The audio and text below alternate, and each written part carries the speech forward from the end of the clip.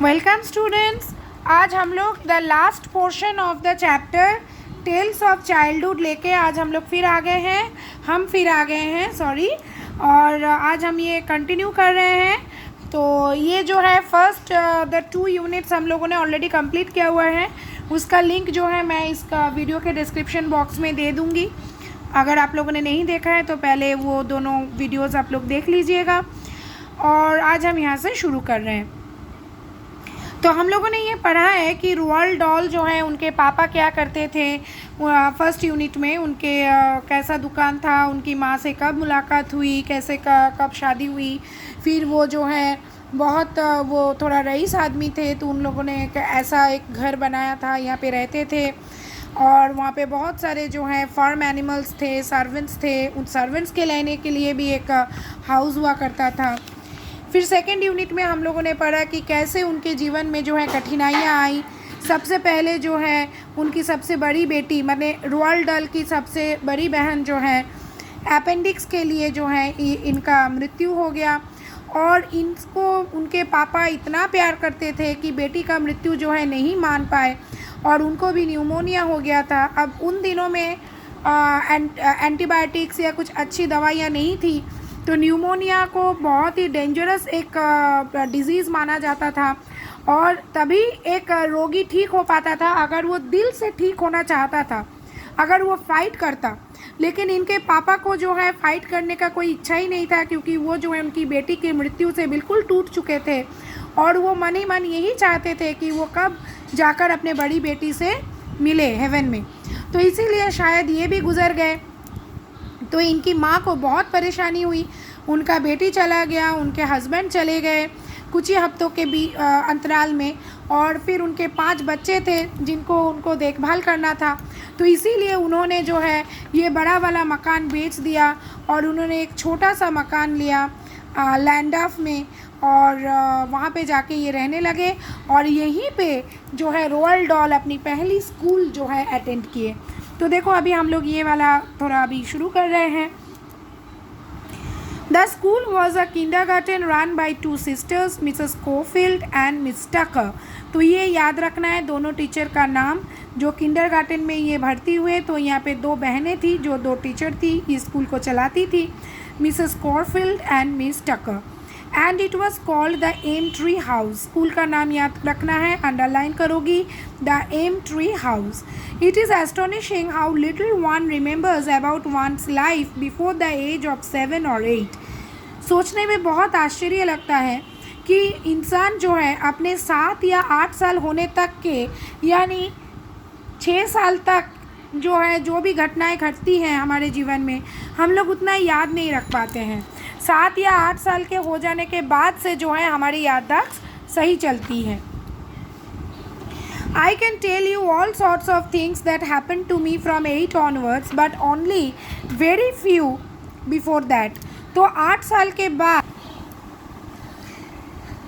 साल के बाद घटी सभी घटनाएं, ये कह रहे हैं लेखक कि 8 साल के बाद घटी सभी घटनाएं मैं तो कह दूं, लेकिन उसके पहले की घटनाएं मैं ज़्यादा नहीं बोल पाऊँगा, बहुत थोड़ा सा याद है।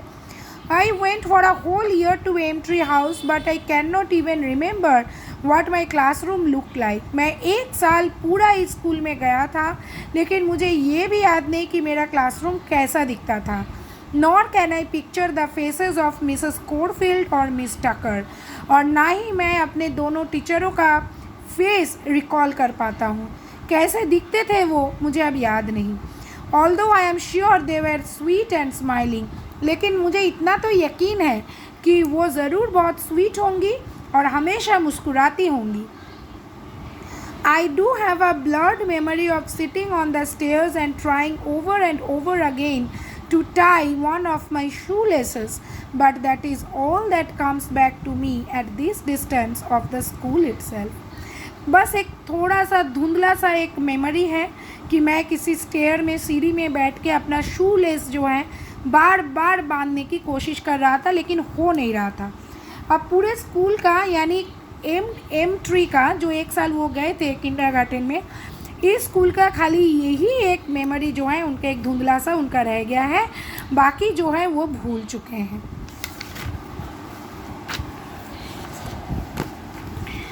तो देखो, on the other hand I can remember very clearly the journeys I made to and from the school because they were so tremendously exciting.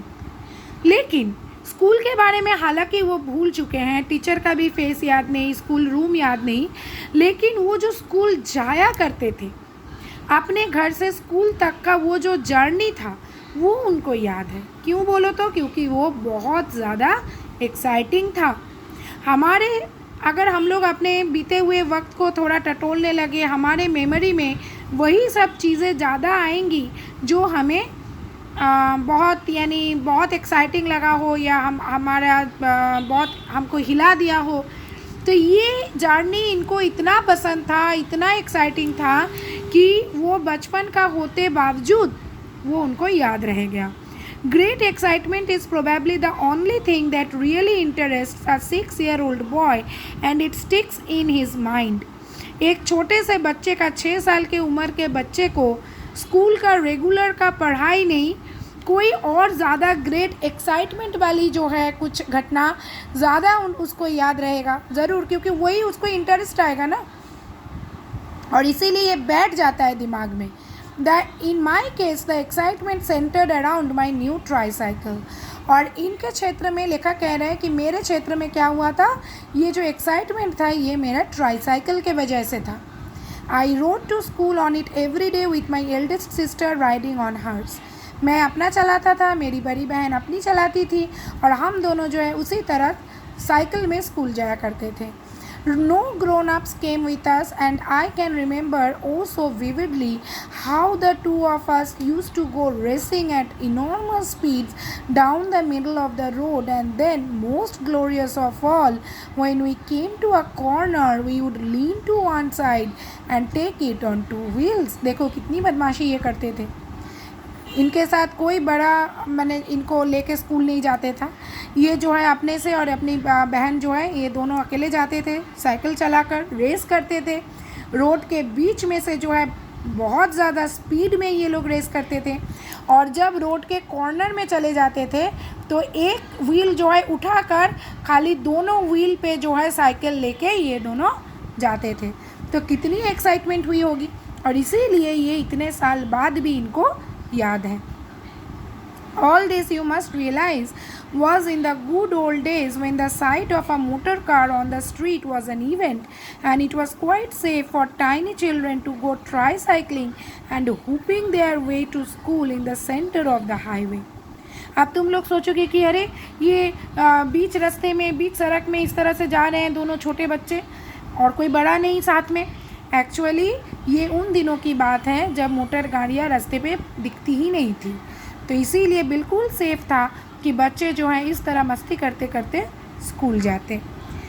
So much then for my memories of kindergarten 62 years ago. It's not much but it's all there is left. तो अभी जो है ये घटना के 62 साल बाद ये लिख रहे हैं, तो करीबन इनका उम्र कितना होगा?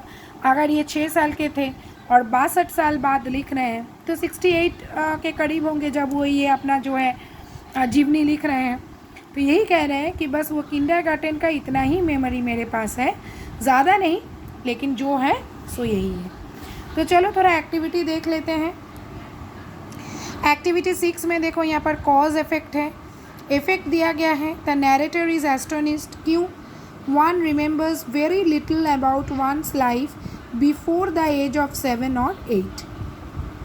One remembers very little about one's life before the age of 7 or 8. और यही वजह है कि ये आश्चर्यचकित है कि कैसे याद नहीं रहता है। अच्छा, the narrator can not picture the faces of Mrs Corfield और मिस टकर। देखो, the narrator can tell very little about incidents or people before the age of 8.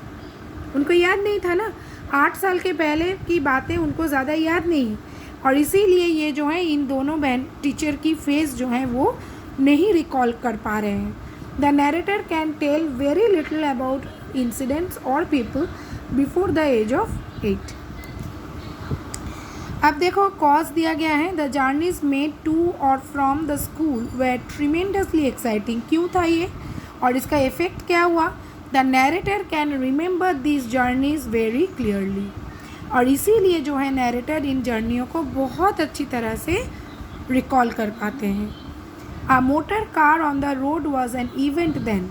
Motor car दिखता ही नहीं था रास्ते में।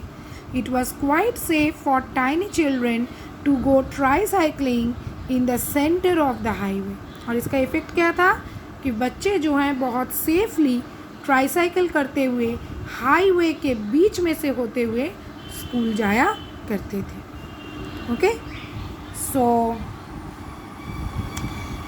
एक्टिविटी 6 और बाकी एक्टिविटियों के साथ हम जो है बहुत जल्द लौटेंगे। तो उसके तब तक के लिए please wait for my next video. Till then, bye bye students.